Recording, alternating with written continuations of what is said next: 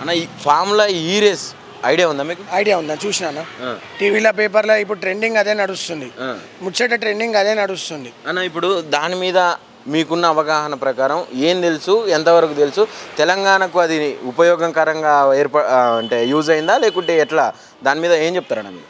అన్న, తెలంగాణకి మన రాష్ట్రంకి చాలా యూజ్ అయిందని అనుకోవాలన్న. ఎందుకంటే ఎక్కడెక్కడో కంట్రీస్, పెద్ద పెద్ద కంపెనీస్ ఉన్నవ దాంట్లో, పెద్ద పెద్ద కంట్రీస్లో ఎక్కడ లేని రేసు ఆయన ఇంత పెద్ద కంపెనీని, అంత పెద్ద రేస్ని ఇక్కడ తీసుకొచ్చి ఏర్పాటు చేయడం అనేది అంత ఈజీ కాదు.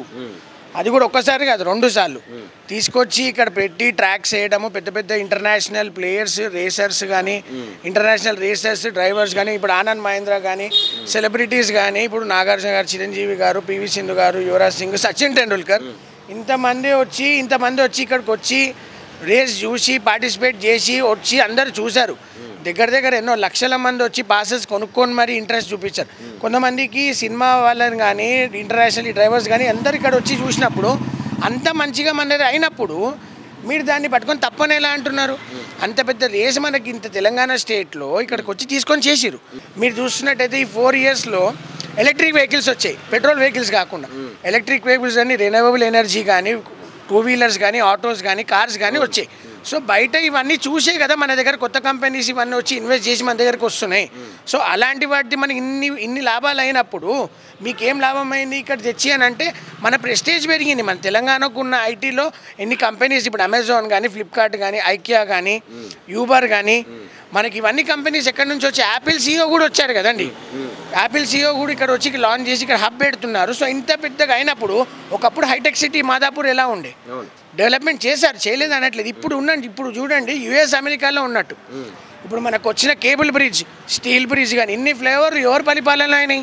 కేసీఆర్ గారి పరిపాలన, కేటీఆర్ పరిపాలన అయింది. కాబట్టి ఆయన మామూలుగా ఆషామాషి మనిషి గారు యుఎస్కి వెళ్ళి చదువుకొని కష్టపడి ఇక్కడ ఉండి 10 ఏళ్ళు ఒక ఐటీ శాఖ మంత్రిగా ఉండి చేశారు. కాబట్టి ఏదైనా ఆలోచించి చేస్తారని చెప్పి అన్ని డ్రామాలు ముచ్చట్లు ఇవేందంటే డైవర్షన్ చేయాలి. ఎందుకు అన్న? 6 గ్యారెంటీలు పథకాలు అడుగుతారు. ఇప్పుడు హాట్ టాపిక్ మారింది ఇది. కేటీఆర్ అరెస్ట్ 1 ఇయర్ నుంచి చెప్తారు అరెస్ట్. ఏం చేస్తారు? అరెస్ట్ అని ఏం చేయలేరు. సో డైవర్షన్ పాలిటిక్స్గా చూస్తున్నారు తప్ప ఇదేం లేదు.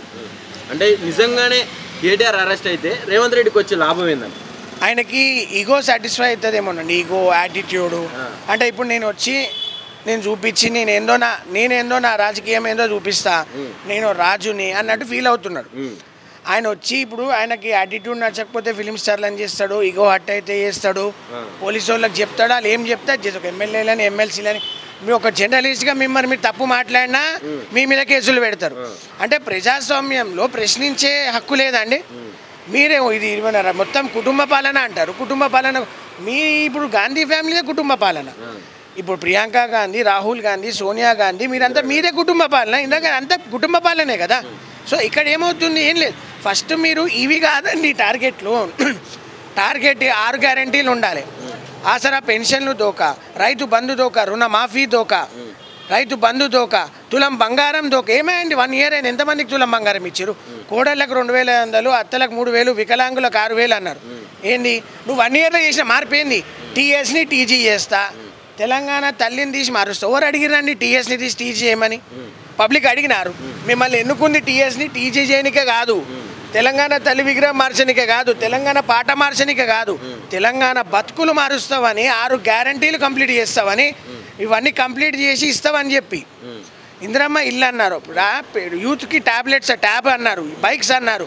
ఎక్కడ పోయినాయి? 420 ఏమని అంటే మేము 1 ఇయర్ అయిందే వచ్చాను. డిసెంబర్లో తీసుకో, ఎక్కంగానే ఇట్లా 4000 పెన్షన్ తీసుకోరు అన్నారు. ఇచ్చిరా?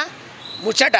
అన్ని దోకా, ఫేక్ స్కీమ్లు, ఫేక్ ముచ్చట తప్ప ఏం లేదు. డైవర్ట్ చేయడానికి డైవర్షన్ పాలిటిక్స్. డైవర్షనే మరి. డైవర్ట్ చేస్తే జనాలు డైవర్ట్ అవుతారు. చాలా వరకు తెలంగాణ ప్రజలు ఏమంటున్నారంటే గతంలో ఈయనను అరెస్ట్ చేసి జైల్లో పెట్టిన కారణంగానే ఇప్పుడు మళ్ళీ ఈ కుటుంబాన్ని అరెస్ట్ చేయాలి, జైల్లో పెట్టాలని. ఆల్రెడీ ఇప్పుడు ఇంతకుముందు కవిత గారిని చేసిరు, దాని తర్వాత కేటీఆర్ అంటారు, తర్వాత హరీష్ రావు అంటారు. వీళ్ళకి ఇప్పుడు ఎవరు నచ్చకపోతే వాళ్ళని అరెస్ట్ చేస్తారండి. కానీ ఏది ఉన్నా అనేది నిజాలు ప్రజల మధ్యలో పెట్టండి. వాళ్ళు తప్పు చేస్తే తప్పు చేస్తామని చెప్పండి. ఇప్పుడు మీకు పరిపాలన ఇచ్చారు, 10 ఏళ్ళు అయింది, వాళ్ళు చేశారు, మీకు ఇచ్చారు అవకాశం. ఇవి కాకుండా అండి పాత ప్రభుత్వం వీళ్ళు వాళ్ళు కాదు, మీరు చేసిన హామీలు నెరవేరిస్తే జనాలే మెచ్చుకుంటారు ఆటోమేటిక్గా. సో అది చేయండి అని